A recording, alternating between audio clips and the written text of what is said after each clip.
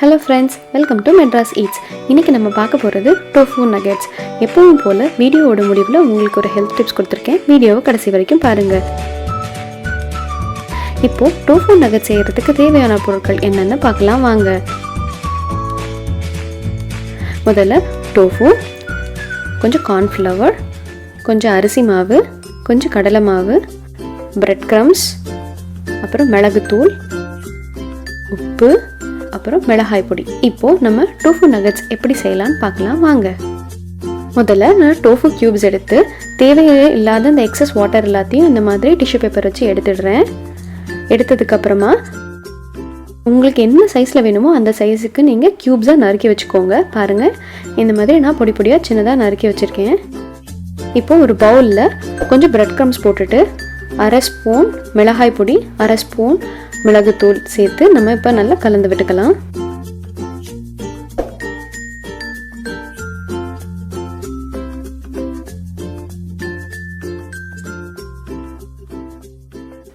இன்னொரு பவுலில் 4 spoon cornflour, 2 spoon அரிசி மாவு, 2 ஸ்பூன் கடலை மாவு, கொஞ்சமாக பெப்பர், தேவையான அளவு உப்பு சேர்த்து இதை நம்ம இப்போது கொஞ்சம் கரைச்சி விட்டுக்க போகிறோம். தண்ணியை கொஞ்சம் கொஞ்சமாக விட்டு கலந்து விட்டுக்கோங்க. ரொம்ப தண்ணி விட்டிங்கன்னா அது ரொம்ப தண்ணியாகிடும். அதனால் கொஞ்சம் கொஞ்சமாக விட்டு கலந்து விட்டுக்கோங்க. பாருங்கள், நான் கொஞ்சம் கொஞ்சமாக விட்டு கலந்து இந்த கன்சிஸ்டன்சி வரணும். பாருங்கள், இந்த அளவுக்கு வந்தால் போதும். இப்போ நம்ம ஏற்கனவே டோஃபுவை க்யூபாக நறுக்கியிருக்கோம்ல, அதை இந்த மிக்சரில் நல்லா கலந்து விட்டுட்டு இதை எடுத்து நம்ம பிரெட் க்ரம்ஸில் போட்டு நம்ம இந்த மாதிரி ஃபுல்லாக கவர் பண்ணிக்கலாம். பாருங்கள், இந்த மாதிரி எல்லா பக்கமும் படுற மாதிரி கவர் பண்ணிக்கோங்க. டோஃபு ஃபுல்லாகவே நீங்கள் பிரெட் க்ரம்ஸ் ஃபுல்லாக அது கவர் ஆகிற மாதிரி பண்ணிவிட்டு நீங்கள் ஒரு தட்டில் இந்த மாதிரி எடுத்து வச்சுக்கோங்க. ஒரு 5 நிமிஷம் அது அப்படியே செட் ஆகட்டும். ஏன்னா நம்ம டிப் பண்ணியிருக்கிற அந்த மாவு, அதுக்கப்புறமா பிரெட் க்ரம்ஸ் எல்லாமே டோஃபுவில் நல்லா செட் ஆனால் தான் நக்கெட் சுட்டு எடுக்கும்போது நல்லா வரும். பாருங்கள், இப்போ ஒரு பேனில் நான் நல்லெண்ணெய் விட்டுருக்கேன். நான் எப்பவும் போல் கோல்ட் ப்ரெஸ்டு நல்லெண்ணெய் தான் யூஸ் பண்ணுறேன். அதில் இப்போ ஏற்கனவே நம்ம பிரெட் க்ரம்ஸ் ஸ்ப்ரெட் பண்ணி வச்சுருக்க டோஃபு நகெட்ஸ் எடுத்து நம்ம இந்த மாதிரி போட்டு ஷாலோ ஃப்ரை பண்ண போகிறோம். இது நீங்கள் பொறுமையாக ஒரு பக்கமாக எடுக்கணும். ஸோ நீங்கள் டீப் ஃப்ரை பண்ணக்கூடாது, இதை ஷாலோ ஃப்ரை பண்ணுங்கள். டீப் ஃப்ரை பண்ணிங்கன்னா ரொம்ப எண்ணெய் குடிச்சிடும். அதனால் நீங்கள் இந்த மெத்தடில் பண்ணிங்கன்னா ரொம்ப நல்லது. கொஞ்சம் பொறுமையாக எல்லா பக்கமும் திருப்பி எடுங்க. அதே மாதிரி அப்படியே விட்டுறாதீங்க, கருகிடும். அதனால் நீங்கள் பொறுமையாக திருப்பி எடுத்தீங்கன்னா உங்களுக்கு நல்ல கிறிஸ்பியான, வெளியில் அவுட்டர் லேயர் கிறிஸ்பியாக இருக்கும், இன்னர் லேயர் உங்களுக்கு டோஃபு ரொம்ப சாஃப்டாக இருக்கும்.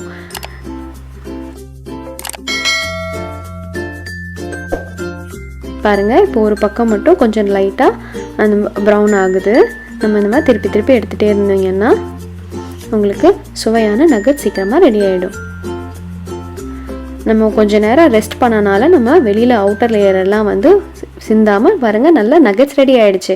இதுக்கு நீங்கள் கெச்சப் வச்சு சாப்பிட்டிங்கன்னா ரொம்ப ரொம்ப சுவையாக இருக்கும். ரொம்ப ஹெல்தியான நகெட்ஸ், எண்ணெயில் டீப் ஃப்ரை பண்ணாமல் ஷாலோ ஃப்ரை பண்ணால் நகெட்ஸ் ரெடி ஆகிடுச்சு.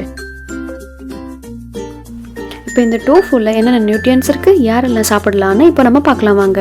இது ஃபுல் அண்ட் ஃபுல் ப்ரோட்டீன் இருக்குது. அதே மாதிரி குழந்தைங்கள்லேருந்து பெரியவங்க வரைக்கும் எல்லாருமே சாப்பிடலாம். இது especially vegetarians and vegans protein எங்கே கிடைக்கும்னு யோசிக்காமல் டோஃபு நிறைய எடுத்துக்கிட்டிங்கன்னா ப்ரோட்டீன் உங்களுக்கு ஃபுல் அண்ட் ஃபுல் இன்டேக் இருக்கும். அதே மாதிரி LDL கொலஸ்ட்ரால் இருக்கவங்க, கிட்னி ப்ராப்ளம் இருக்கவங்க டோஃபுவை அப்பப்போ நீங்கள் உங்களோட டயட்டில் சேர்த்துக்கிட்டிங்கன்னா ரொம்ப நல்லாயிருக்கும்.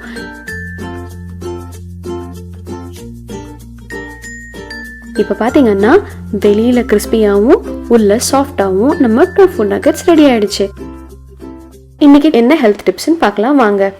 வாய் துர்நாற்றத்திற்கு என்னன்னு பார்க்க போகிறோம். தேவையான இன்க்ரீடியன்ட்ஸ் ஓமம், உப்பு, பெருங்காயத்தூள், மிளகு.